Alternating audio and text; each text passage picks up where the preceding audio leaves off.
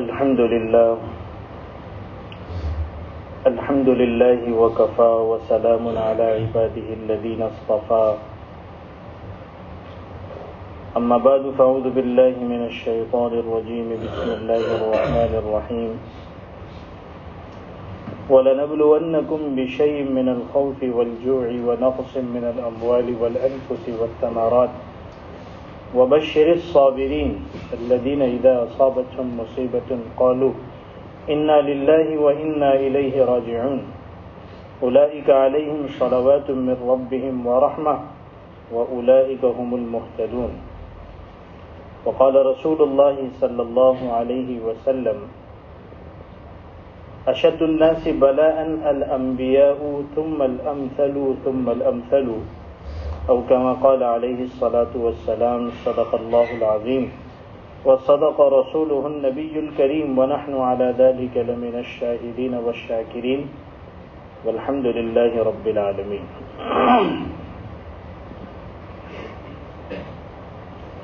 اللہ تبارک و تعالی نے دنیا کو کچھ اس طرح بنایا ہے کہ اس میں ہر خوشی کے ساتھ غم کا ایک کانٹا بھی لگا ہوا ہے اور ہر راحت کے ساتھ تکلیف بھی چلتی ہے. یہ دنیا کی اپنی خصوصیت ہے. راحت ہی راحت، خوشی ہی خوشی، اور ہر قسم کی پریشانیوں سے امن و امان وہ دنیا کا خاصہ نہیں ہے، وہ جنت کا خاصہ ہے. لہذا یہاں پر بسنے والے انسانوں کے ساتھ چاہے وہ مومن ہوں، مسلمان ہوں، چاہے وہ مومن و مسلمان نہ ہوں، دونوں چیزیں رہے گی. خوشیاں بھی ملے گی، راحت بھی ملے گی. کہیں نہ کہیں زندگی میں پریشانیوں سے پنجہ آزمائی کرنے کا موقع آئے گا.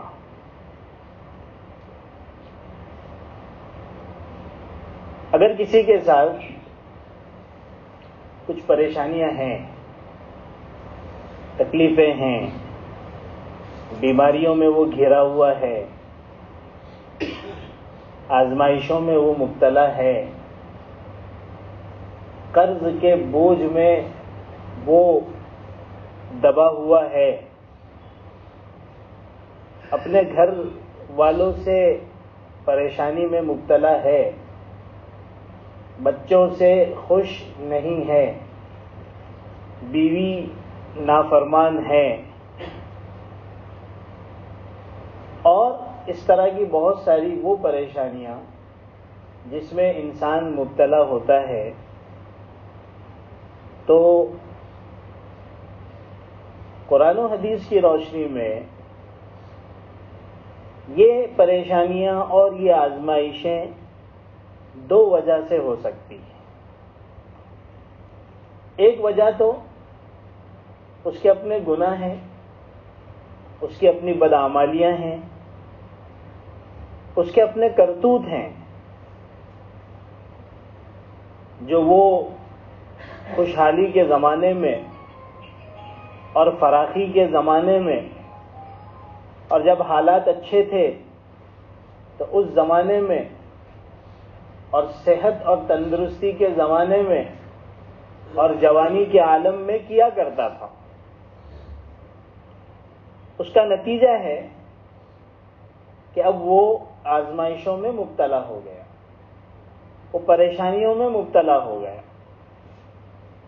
وہ بیماریوں میں مبتلا ہو گیا. اب اس کی بیوی ہی اس کی نافرمان بن گئی، وہ ویسی تھی نہیں.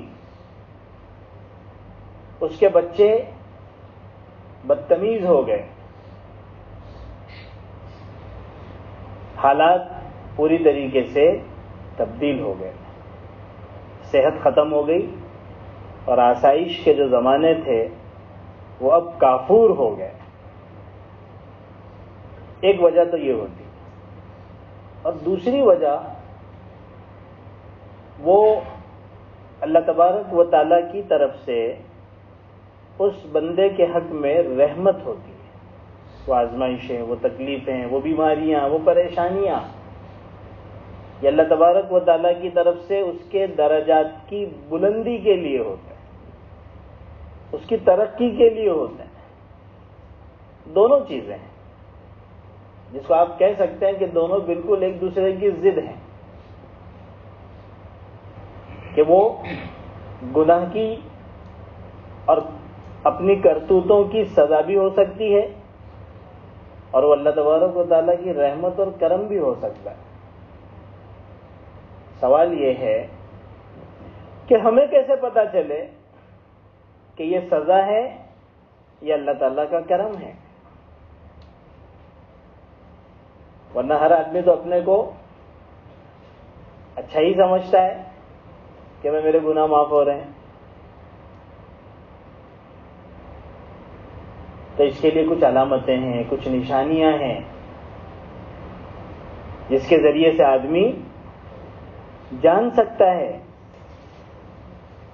کہ یہ پہلی قسم والی سزائیں ہیں یا دوسری قسم والا کرم ہے.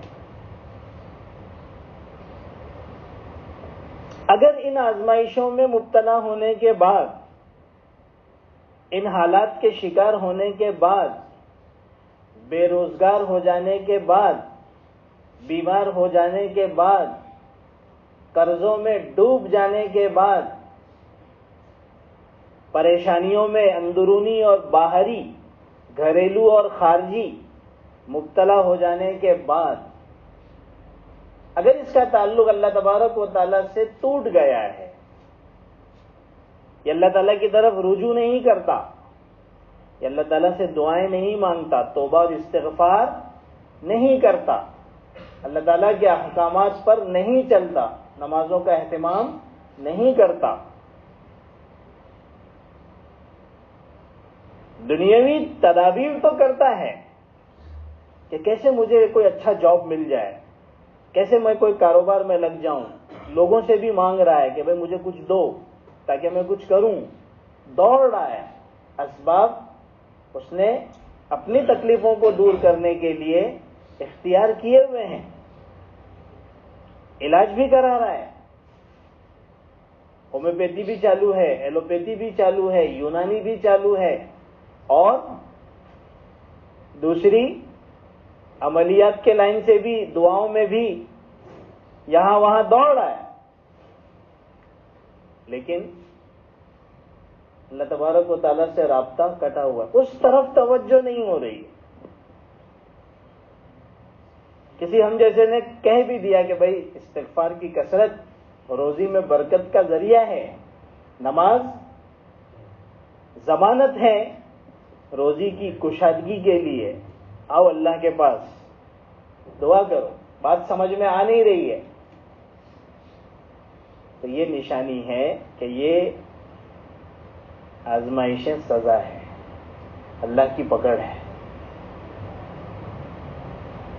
اپنی کرتوتوں کا نتیجہ ہے. اور بالکل اس کے برعکس حالات آئے، اللہ کی طرف رجوع ہو گیا، اب دعائیں بھی کر رہا ہے اور گڑ گڑا بھی رہا ہے، رو بھی رہا ہے، اپنی خطاؤں پر ندامت بھی ہے، اور پہلے سے زیادہ اللہ تعالیٰ سے تعلق بڑھ رہا ہے، نمازوں کا اہتمام بھی ہے، صلاۃ الحاجت بھی ہے، صلاۃ التوبہ بھی ہے، اور اسباب بھی اختیار کر رہا ہے کہ کچھ کام بن جائے، بیماری سے نجات مل جائے، کاروبار شروع ہو جائے، ملازمت اور نوکری کا کوئی راستہ نکل جائے. کیونکہ کہیں بھی ہمارے دین نے اسباب چھوڑنے کا حکم دیا نہیں. یہ تو دنیا دار الاسباب ہے، اسباب سے ہی کام چلے گا. آپ چاہیں کہ بھائی ایسیاں بند رہے اور ہم یہاں ٹھنڈے میں رہے, ایسا کیسے ہوگا بھائی؟ اس حبس والے مکان میں گرمی کے موسم میں آپ کو ٹھنڈک کے لیے اے سی چالو کرنا پڑے گا, اور منع بھی نہیں ہے. وَأَمَّا بِنِعْمَةِ رَبِّكَ فَحَدِّثْ, اللہ نے اگر آپ کو نعمت دی ہے تو اس کا اظہار ہو, اے سی چالو ہو. پھر گرمی کی تپش اور دھوپ کی تپش میں مرنے کی ضرورت نہیں. یہ اللہ تعالیٰ کی نعمتوں کا ایک حساب سے ناشکری ہے. تو دونوں چیزیں, تو فیصلہ جو ہوگا وہ اللہ تبارک و تعالیٰ سے تعلق باقی ہے یا ختم ہو گیا, اس پر ہوگا کہ یہ اللہ تعالیٰ کی طرف سے آزمائش ہے, یہ اللہ تبارک و تعالیٰ کا کرم ہے. حدیث پاک سے پتہ چلتا ہے کہ آزمائشیں اور پریشانیاں اور بیماریاں اور حالات یہ اللہ تعالیٰ کی بہت بڑی نعمت ہے. یہ تو اللہ تبارک و تعالیٰ کے بہت برگزیدہ, بہت محبوب بندوں کو ملتی ہے. کیوں؟ اس لیے کہ اللہ تبارک و تعالیٰ ان پریشانیوں کے ذریعے سے ان کو وہ درجات دینا چاہتے ہیں, وہ مقامات دینا چاہتے ہیں جو طاعت اور عبادتوں کے ذریعے سے وہ حاصل نہیں کر سکتا تھا. یہ تو صبر کے بدلے میں ہی مل سکتا تھا. ہماری نمازیں ہم کو وہاں تک نہیں پہنچا سکتی تھی. اسی تو اللہ بار بار کہتے ہیں ان اللہ مع الصابرین. صبر کا مفہوم تو میں آپ کو بتا چکا ہوں, بڑا وسیع ہے. لیکن ہمارے موضوع کے حساب سے اگر یہ تکلیف کے اوپر صبر کر رہا ہے, شکوہ نہیں کرتا, اللہ کی تقدیر کو برا بھلا نہیں کہتا, راضی ہے کہ اللہ میں تو اس سے زیادہ مصیبت میں مبتلا ہونے کا لائق تھا, تو نے مجھے کم تکلیف دی, میں تو ایسا گنہگار ہوں. یہ اللہ کے نیک بندوں کے اوپر اللہ تعالیٰ کی طرف سے آزمائشیں آتی ہیں. اس لیے کہ دنیا کو اللہ نے بنایا ہی ایسا ہے. کوئی اگر چاہے کہ بھئی میں صرف راحت ہی راحت میں رہوں, پریشانی میرے پاس سے گزرے بھی نہیں, کوئی حالات کا میں شکار نہ ہوں, تو یہ دنیا کی فطرت کے خلاف ہے. یہ تو جس جنت میں ہوگی, پھر تو جنت اس کو دنیا میں مل گئی, اور یہ ہو نہیں سکتا. یہ عالم دنیا ہے, عالم آخرت نہیں. حضرت تھانوی رحمۃ اللہ علیہ نے ایک واقعہ نقل کیا ہے کہ ایک صاحب کے دل میں یہ خواہش پیدا ہوئی کہ میں ایسی راحت کی زندگی گزاروں کہ مجھے بالکل تکلیف نہ ہو, اور اسی راحت میں ہی میں دنیا سے چلا جاؤں. اتفاقاً اس کی ملاقات حضرت خضر سے ہو گئی. اس نے موقع اچھا غنیمت جانا اور حضرت خضر سے درخواست کی کہ حضرت آپ اللہ کے نیک بندے ہیں, دعا کر دیجئے میرے لیے کہ میں پوری زندگی راحت اور آرام میں گزاروں, مجھے کوئی تکلیف نہ ہو. تو حضرت خضر نے سوچا کہ بھائی ایسا تو ہو نہیں سکتا دنیا میں, لیکن بیچارہ خواہش مند بھی ہے, تو اس کو کہا ایک کام کرو, تلاش کرو, اگر تم کو کوئی آدمی ایسا مل جائے تو مجھے آگے بتاؤ, تو میں انشاءاللہ اس کے حساب سے دعا کر دوں کہ اللہ اس کے جیسا اس کو بنا دے. وہ بڑا خوش ہوا کہ ایگزامپل تو بہت سارے ملیں گے, ہم بھی تو بہت سارے ایگزامپل دیکھتے ہیں نا دنیا میں, اور انہیں دیکھ کر آنکھیں خیرہ ہو جاتی ہیں, اور ان کی راحتوں اور ان کی آرام دہ ظاہری دیکھ کر منہ میں رال ٹپکتی ہے کہ کاش کہ ہمیں ایسی زندگی حاصل ہو جاتی, ہم بھی امبانی ہو جاتے. ٹاٹا اور برلا ہم بھی ہو جاتے. حقیقت سمجھیے اب اس واقعے میں, واقعہ ہے, یہ کوئی قصہ اور کہانی نہیں ہے. تو وہ تلاش میں نکلا کہ چلو دیکھتے ہیں کہ سب سے بہتر کون سی اپنے لیے ایگزامپل ہوگا, تو اس کو ہم پیش کریں گے. بہت تلاش کیا, بڑے بڑے لوگوں کو دیکھا, ایک پر دل آ جاتا اور پھر کوئی دوسرا نظر آ جاتا کہ نہیں بھائی اس سے نہیں, یہ ایسا ہونا چاہیے. پھر کچھ اس کے حالات سامنے آ جاتے تو اس کو ڈینائی کر دیتا, یہاں تک کہ اسے ایک جوہری نظر آئے, سونے کا, چاندی کا, زیورات کا, قیمتی پتھروں کا اس کا کاروبار تھا, بہت بڑا کاروبار, بڑا اس کا شو روم تھا. اور ظاہر سی بات ہے کہ بڑا کاروبار ہے تو دولت بھی حاصل ہوتی ہے اور دولت ظاہر ہوتی ہے. بنگلہ ہے اور حشم و خدم ہے, خوبصورت اللہ تعالیٰ نے بیٹوں سے نوازا ہے, جوان, انتہا سے زیادہ حسین بیوی ہے, گاڑیاں ہیں, بہترین اس زمانے کی سواریاں ہیں, پیسوں کی ریل پیل ہے, اور سامنے ٹیبل کے اوپر کافی کا فنجان رکھا ہوا ہے اور پیپر بیٹھ کر پڑھ رہا ہے اپنے گارڈن میں. اس نے جب یہ دیکھا تو اس نے کہا کہ بھائی میری مراد تو مل گئی, محنت کیا میں نے لیکن اپنے مقصد تک پہنچ گیا. اس کے بارے میں کہوں گا کہ حضرت آپ دعا کر دیجئے کہ میں ایسا ہو جاؤں. خوشی خوشی ایڈریس پتہ نوٹ کیا ہوگا اور وہاں سے نکلا. تھوڑے دور جانے کے بعد اس کے دل میں خیال آیا کہ یار یہ تو میں اپنے اعتبار سے سوچ رہا ہوں, ظاہر کو دیکھ کر ذرا باطن میں تو جا کے دیکھیں اندر کیا حال چل رہا ہے. تھوڑی تحقیق کرنا چاہیے اسی سے کہ بھائی جو تو دکھ رہا ویسا ہی ہے یا کچھ اور ہے.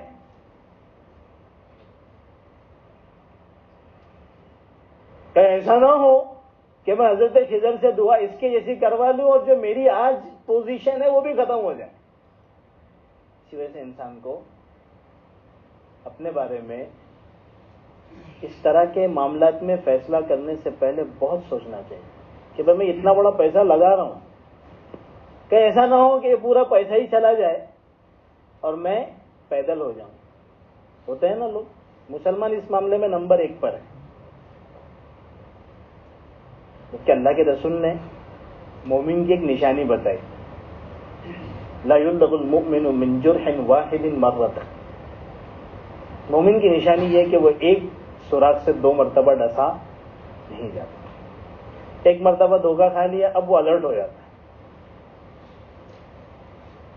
لیکن ہم پتہ نہیں کیسے مومن ہیں کہ بار بار دھوکہ ہی کھاتے رہتے ہیں, اور ہمارے مومن بھائی کیسے ہیں کہ بار بار دھوکہ ہی دیتے رہتے ہیں. بہت افسوس کی بات ہے. بہرحال وہ لوٹا, اس نے اس سے ملاقات کی, حالات دریافت کی ہے, اپنے حال بتایا کہ بھائی میں تیری ایسی دعا کروانے والا تھا, سوچا تیری تحقیق کر لوں. اس نے بولا بالکل میری ایسی دعا کروانا مت, تو جو دیکھ رہا ہے وہ حقیقت نہیں ہے. میں جتنی پریشانی میں ہوں, میں جن کڑھن اور جن اندرونی تکلیفوں سے گزر رہا ہوں اس کا تو تم تصور بھی نہیں کر سکتے. اس کی آنکھیں کھلی کی کھلی رہ گئی. تو تم کو کیا تکلیف ہے؟ تو جب اس نے اپنے حالات کو بیان کیا اور اپنی بیوی کی بد اخلاقی کو بیان کیا تو یہ بیچارہ دنگ رہ گیا. اس نے حال کچھ اس طرح سے بتایا کہ میری اسی طرح سے بہت اچھی زندگی گزر رہی تھی, اللہ کا کرنا ایسا ہوا کہ بیوی بہت بیمار ہو گئی اور بستر مرگ پر پہنچ گئی کہ اب اور تب والا معاملہ ہے کہ کب اس کی سانس اکھڑ جائے. بہت محبت تھی ہم میں, مرنے اور جینے کی قسمیں ساتھ میں کھایا کرتے تھے, اس لیے بہت زیادہ محبت اچھا نہیں ہے. وہ محبتیں جو اللہ کی محبت میں رکاوٹ بن جائیں, چاہے وہ بیوی کے ساتھ ہو چاہے وہ بچوں کے ساتھ ہو, اللہ تعالیٰ نے قرآن میں اس کو فتنہ قرار دیا. یہ فتنے کی نشانی ہے. بہت ساری اور بھی نشانی, ہر آدمی اپنی بیویوں کے حالات سے واقف ہوگا. اس نے مرتے مرتے مجھ سے ایک وعدہ لیا کہ جنم جنم کا ساتھ زندگی میں ہے، مرنے کے بعد بھی ہم ہی ساتھ میں رہیں گے، آپ کوئی دوسرا نکاح نہ کرنا۔ میں اس کو برداشت مرنے کے بعد بھی نہیں کر سکتی۔ یہ بھی بڑے جوش میں تھے، انہوں نے نہ آؤ دیکھا نہ تاؤ، اور انہوں نے اپنی بیوی کو یقین دلانے کے لیے، غور سے سنیں، اپنا آزے تناسل ہی کاٹ دیا کہ نہ رہے بانس نہ بجے بانسری۔ اب بیوی کا کوئی اور عورت کا کوئی مسئلہ ہی نہیں رہا، خواہش ہی ختم ہو گئی، سبب ہی ختم ہو گیا۔ اللہ کا کرنا ایسا ہوا کہ بیوی اچھی ہو گئی۔ ارے بھائی، موت تو اللہ کے ہاتھ میں ہے نا۔ بعض کیسز ایسے ہوتے ہیں کہ سالہ سال کوما رہنے کے بعد وہ آدمی یا عورت زندہ ہو جاتی ہے، اچھی ہو جاتی۔ بیوی اچھی ہو گئی، صحت مند ہو گئی، خوبصورت تو تھی۔ اب یہ تو ناکارہ ہو چکا تھا، اور وہ اپنے جذبات پر قابو نہ رکھ سکی، اور اس کے تعلقات اپنے نوکروں سے ہو گئے۔ بڑا آدمی تھا، گھروں کے اندر نوکر اور چاکر تھے۔ اس نے کہا کہ یہ جو خوبصورت نوجوان جو بچے دکھ رہے ہیں، یہ میرے نہیں ہیں، یہ انہی کے ہیں۔ ان کو تو جب میں دیکھتا ہوں تو میرے دل پر آرے چلتے ہیں۔ میں کس طریقے سے زندگی گزار رہا ہوں وہ میں جانتا ہوں۔ خودکشی کی اجازت نہیں ہے، حرام ہے، ورنہ میں خودکشی کر لیتا ہوں۔ اس لیے میں ہاتھ جوڑ کر تجھ سے کہتا ہوں کہ میرے جیسی دعا حضرت خضر سے مت کرا۔ تو یہ دنیا ہے ہی ایسی کہ اس میں اگر کوئی یہ چاہے کہ میں صرف راحت اور خوشی میں ہی رہوں، صحت مند ہی رہوں، عیش کی زندگی ہی گزاروں، تو یہ ممکن ہی نہیں ہے، یہ ناممکن ہے۔ دونوں چیزیں پیرلل چلتی ہیں۔ ہاں، یہ ہو سکتا ہے کسی کو زیادہ راحت ملے، کسی کو تکلیف کم ہو، کسی کے اندر تکلیف ہی تکلیف ہو اور اس کو راحت نصیب بہت کم ہو، یہ ہو سکتا ہے۔ اب اگر یہ شخص جو حالات کا شکار ہے اور وہ اپنے ان حالات میں اللہ تعالیٰ کی طرف رجوع ہو رہا ہے، اللہ سے جڑا ہوا ہے، صبر کیے ہوئے ہیں، اور اللہ تبارک و تعالیٰ سے مانگ کر محنت بھی کر رہا ہے اپنی تکلیف کو دور کرنے کے لیے، اللہ کو یہ شخص بہت پسند ہے۔ اس کی تکلیف دور ہو جائے بہت اچھی بات ہے، ورنہ آخرت کے اندر اس کے لیے بڑے اونچے درجات ہیں۔ چنانچہ حدیث پاک میں آتا ہے کہ جن لوگوں کی زندگیاں تکلیفوں میں گزری، جس تکلیف میں ہو، اور وہ اللہ کے نیک بندے تھے، کل قیامت کے دن اللہ تبارک و تعالیٰ جب ان کو ان کی تکلیفوں کا اجر و ثواب اور بلند مقامات دیں گے تو دیکھنے والے یہ تمنا کریں گے کہ کاش دنیا میں ہمارے جسم کی چمڑیاں کینچیوں سے کاٹی جاتی اور گوشت ہمارے ہڈیوں سے نوچ دیے جاتے اور ہم اس پر صبر کرتے، تاکہ آج وہ درجات اور وہ انعامات اور وہ اجر و ثواب جو ان لوگوں کو جنہوں نے صبر کیا تھا آزمائشوں پر، تکلیفوں پر، مل رہے ہیں، وہ ہمیں بھی نصیب ہوتے۔ اس وقت دنیا کی تکلیف تنکے کے جیسے بھی نظر آئے گی نہیں۔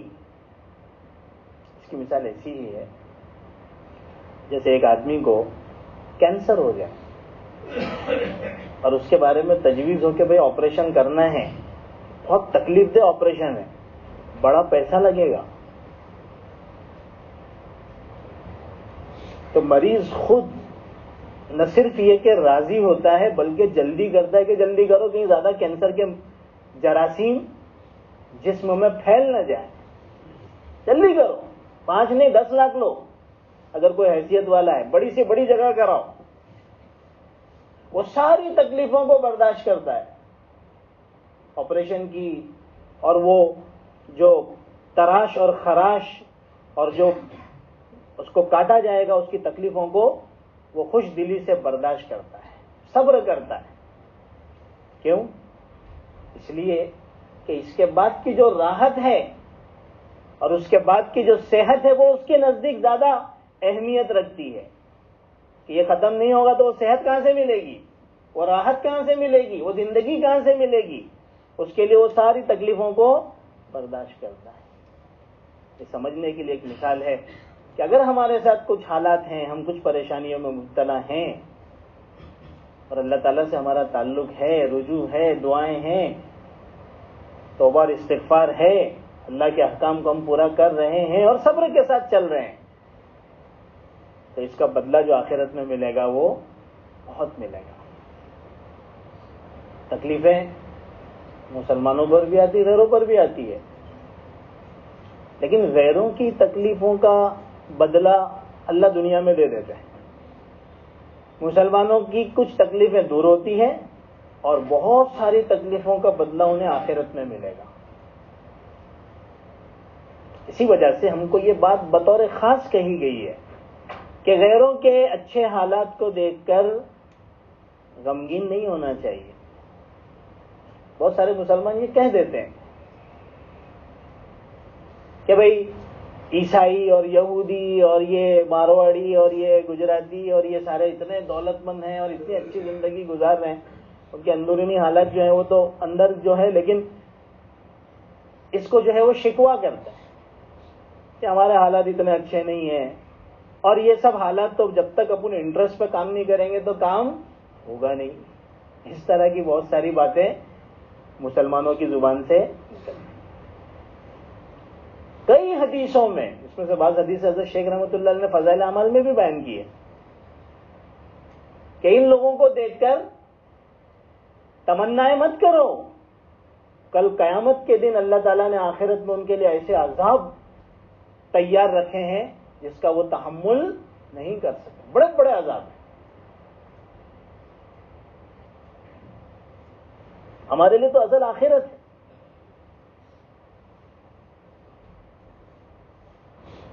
دنیا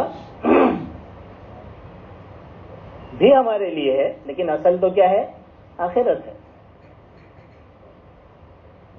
تو اللہ تبارک و تعالیٰ کا معاملہ مسلمانوں کے ساتھ بھی ہے اور غیر مسلموں کے ساتھ بھی ہے. ایک واقعہ لکھا ہے کہ ایک شہر میں 2 شخص بیمار پڑے اور اتنے بیمار ہوئے کہ قریب المرگ ہو گئے، مرنے کے قریب. دونوں کے دل میں ایک خواہش پیدا ہوئی. ایک مسلمان تھا اور ایک یہودی تھا. واقعات سے چیزیں بہت اچھی طریقے سے سمجھ میں آتی ہیں. اگر اس چیز کو انسان اپنے دماغ کے اندر بٹھائے اور اس پر غور و فکر کرے تو بہت سارے اس کے اپنے مسئلے حل ہو سکتے ہیں. پھر وہ اتنا زیادہ اتاولا پریشانیوں میں نہیں ہوگا. ارے بھائی سب ہوتے رہتا ہے، اپنا تعلق اللہ سے جڑا ہے نا، نمازوں کا اہتمام ہے نا، اللہ سے توبہ استغفار کر رہے ہیں نا، اللہ ہماری تکلیفیں دور کرے گا، ورنہ آخرت میں تو ملے گا. آپ میں طاقت ہے آپ کی بیماری کو دور کرنے کی، آپ میں طاقت ہے اپنی پریشانیوں کو دور کرنے کی. نہ آپ نے خود پریشانی مانگی، نہ آپ اپنے ہاتھ سے پریشانی دور کر سکتے. تو جو کام کرنے کا ہے وہ کریں. دونوں کے دل میں ایک خواہش پیدا ہوئی. ایک یہودی تھا، ایک مسلمان تھا. یہودی کے دل میں خواہش پیدا ہوئی مچھلی کھانے کی. ویسے یہودیوں کا تعلق مچھلیوں سے بہت قوی ہے. یوم السبت کا واقعہ جو ہے وہ قرآن نے بھی بیان کیا، مچھلیاں ہی مارا کرتے تھے. وہ کنٹرول نہیں رہا سنیچر پر تو اللہ کی طرف سے عذاب آیا. اس کا مطلب یہ نہیں کہ جن علاقوں میں مچھلی ہوتی ان کا تعلق یہودیوں سے، ان کا وہ مچھلی سے کوئی زیادہ ہی محبت جو ہے وہ تھی.